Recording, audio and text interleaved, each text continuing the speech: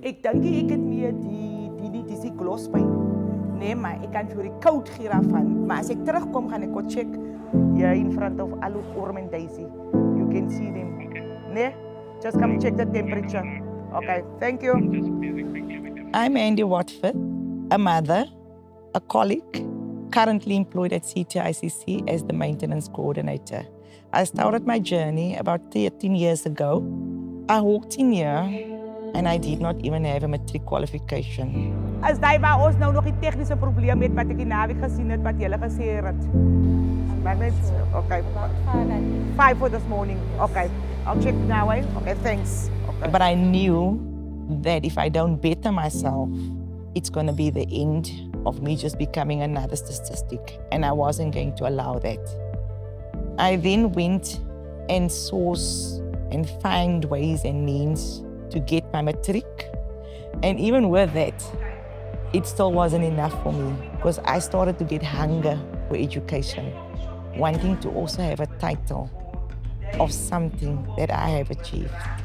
I then went further and got my postgraduate in facilities, also completed my safety and security. And up till now, I'm still not satisfied. I feel that I need more. The best part of my job is problem solving, the technical skills that comes with it, and there's always something new. It's never the same. It's every day is a different challenge, and every day comes with a new set of rules and stuff that happens. And by being a woman in this industry, I believe that woman has got the ability to bring kind of the mother touch when it's needed, and also know when to be firm and ensure that what is required is done.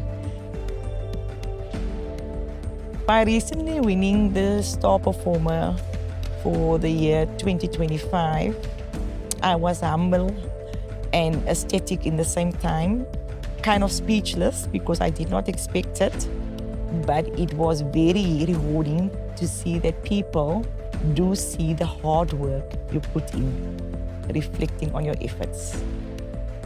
I do want to give my team a shout out, very well deserved shout out.